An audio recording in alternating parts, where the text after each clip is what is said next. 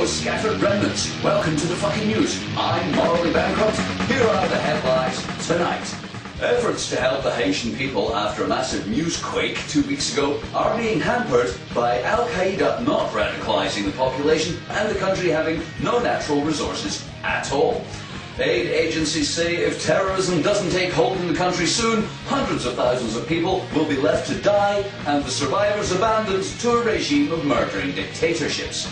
The UN has called the Haitian earthquake a massive natural disaster and called on all nations to visit the country briefly for a photo opportunity before leaving it in the shit for another 50 years. Here's some knob with a shirt trying to look like he gives a fuck with our special report. For years, Haiti has been the Earth's poorest nation. Infant mortality here is higher than a Satanist barbecue. Most of the population are dirt-poor former slaves, illiterate voodoo believers whose plight has been ignored by the entire world for decades. Some say it's because Haiti was the scene of the only successful slave revolt, the French colonial power having had its ass kicked by a bunch of brown people armed with sticks in 1804. When Haiti declared itself a free republic, it agreed to make reparations to the French slaveholders of 150 million francs in exchange for French recognition of its independence. This indemnity bankrupted the Haitian treasury and mortgaged Haiti's future to the French banks, permanently affecting its ability to be prosperous. But who gives a fuck about that? More important today is the complete lack of any links with Al-Qaeda, the Taliban or Osama bin Laden.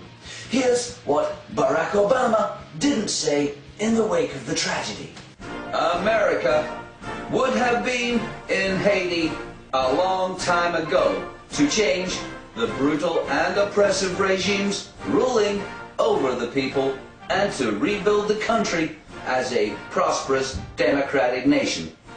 If it had any oil. In fact, if it had anything of any value whatsoever, America would have invaded, occupied, and installed its own puppet government to benefit the corporations that paid for my election.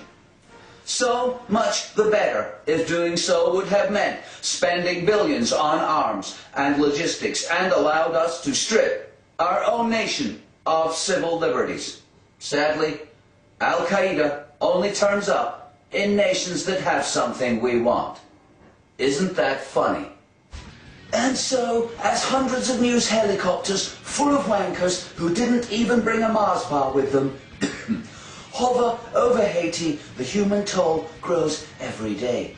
Those who survived the newsquake have turned to looting, and the security situation worsens every day. For many of these starving, desperate brown people, even if terrorism gets here soon, it will be too late. This is some knob with a shirt for the fucking news.